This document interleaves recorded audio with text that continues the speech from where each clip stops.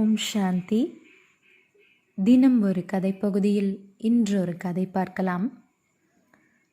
புத்தர் புத்த நிலையை அடைவதற்கு முன்னால் சித்தார்த்தனாக ஒரு லட்சியத்தோடு வீட்டை விட்டு வெளியே வருகிறார். என்ன லட்சியம் என்றால், மூப்பு, பிணி, மரணம், இந்த மூன்றையும் வென்றே தீருவேன். அதை வெல்வதற்கான வழி என்ன என்பதை பற்றி அறியதான் அவர் அரண்மனையை விட்டு வெளியே வருகிறார். 6 ஆண்டுகள் அலைந்து திரிகிறார். காடுகள், மலைகள், சாதுக்கள், மகான்கள், இப்படி எங்கெங்கோ போய் பார்க்கிறார். ஆனால் அவருக்கு விடை கிடைக்கவில்லை. எலும்பும் தோளுமாக ஆகிவிடுகிறார். உடல் ரொம்ப மோசமான நிலைக்கு வந்துவிட்டது. இறந்து போய்விடும் நிலைக்கு வந்துவிடுகிறார். எதை அடையக்கூடாது என்று நினைத்து அவர் அலைந்தாரோ அதையே இப்போது அடையக்கூடிய நிலை அவருக்கு வந்துவிட்டது. சரியான சாப்பாடு, தூக்கம் இல்லை. ஒரு கட்டத்தில் விரக்தி மேலோங்குகிறது, எல்லாமே ஏமாற்றமா என்று. இந்த விரக்தி ஒரு கட்டத்தில் என்னவாகிறதென்றால் வைராகியமாக மாறுகிறது. அப்போது அவர் கண்களில் பட்டதுதான் போதி மரம். அந்த மரத்தை பார்த்து அந்த மரத்தின் நிழலில் அமர்கிறார். அங்கு ஒரு உறுதியான எண்ணத்தை உருவாக்குகிறார். நான் ஞானம் பெறாமல் இந்த மரத்தை விட்டு எழும்ப மாட்டேன் என்று.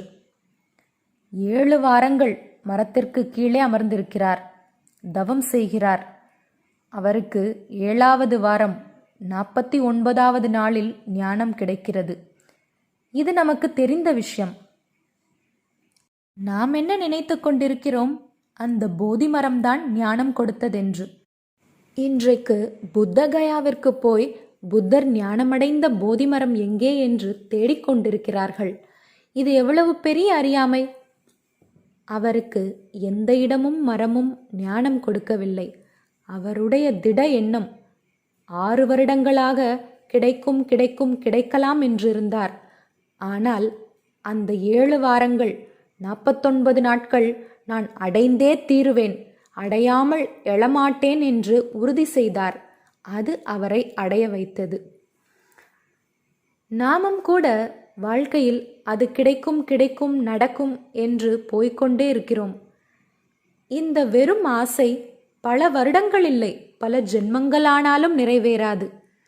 நம்முடைய ஆசைகள் உறுதியான எண்ணங்களாக, திடமான எண்ணங்களாக, அதாவது அடைந்தே தீருவேன், அடைய வேண்டுமில்லை, அடைந்தே தீருவேன், மாற வேண்டுமில்லை, மாறியே தீருவேன் என்ற திட எண்ணம் வரும்போது நம் வாழ்க்கையில் நினைத்ததை சாதிக்க முடியும். அலாவுதீனுக்கு ஒரு பூதம் கிடைத்த மாதிரி இறைவன் நம் எல்லோருக்கும் மனதை கொடுத்திருக்கிறார், எண்ணங்களை கொடுத்திருக்கிறார். இந்த எண்ணங்கள் எப்போது கொண்டு தரக்கூடிய பூதமாக மாறும் என்றால் அது திடமுடையதாக மாற வேண்டும், உறுதியுடையதாக மாற வேண்டும்.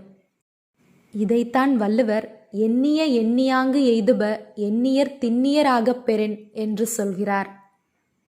மனது எப்போது உறுதியாகிறதோ அப்போது நினைத்ததை நினைத்தவர்கள் அடைந்து விடுவார்கள்.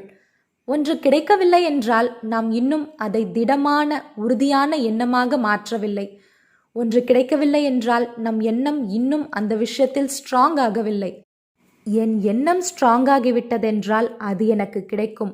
அது ஸ்ட்ராங்காக இருக்கிறதா என்று செக் பண்ணுங்கள், அதை ஸ்ட்ராங் ஆக்குங்கள், அப்போது அது கிடைக்கும். ஓம் சாந்தி.